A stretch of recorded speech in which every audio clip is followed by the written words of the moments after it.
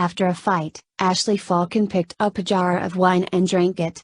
He admired Gong Sun-hang as a hero and envied Xufeng's brothers who could be born and die for him.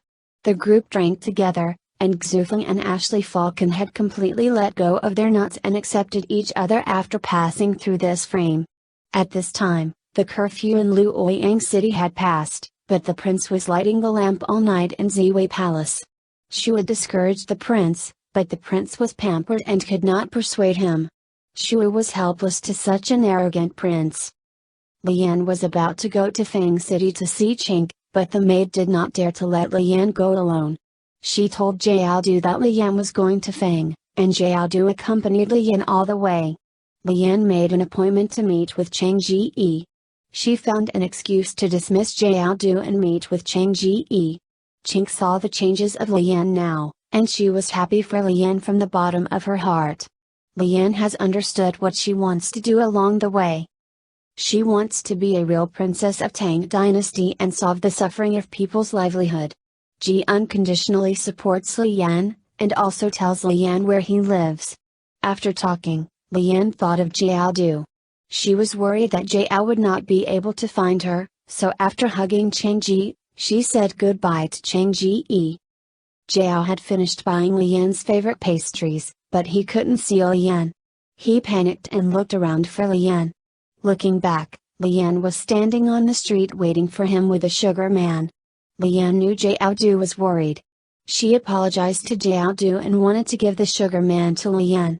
Jiao couldn't control himself. He stepped forward and took Lian into his arms, for fear that he would lose Lian just now.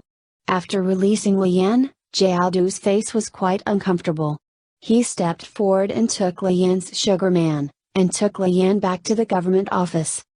Both Lian and Jiao met Duruui at the gate of the government office, and Duruui was relieved when they saw Lian. Duruui wanted Jiaodu to send Lian back to Qian, but Jiaodu wanted Lian to stay in Luoyang and do what she wanted to do. Duruui revealed Jiaodu's thoughts for Lian. He didn't think about young people. Lian was allowed to stay in Luoyang temporarily. The prince met Xingzhen again in Ziwei Palace. Before he could talk to Xingzhen, Shu came to see the prince. Xingzhen hurriedly left, and the prince criticized Shu for this reason. On the other side, the woman who arranged Xingzhen to approach the prince decided to start the move of Xingzhen. Recently, Luoyang is dry, and they are planning to use the candlelight of Ziwei Palace to make a fuss. Chang Ji and Lian were helping the refugees in Nanshan. Everyone regarded them as living bodhisattvas. On the contrary, they were princes who had never seen their faces. They had a lot of words about this.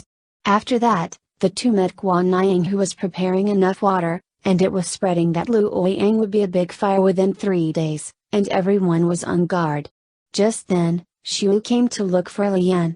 He met Ching and wanted to talk to Ching alone, but Ching rejected Shu.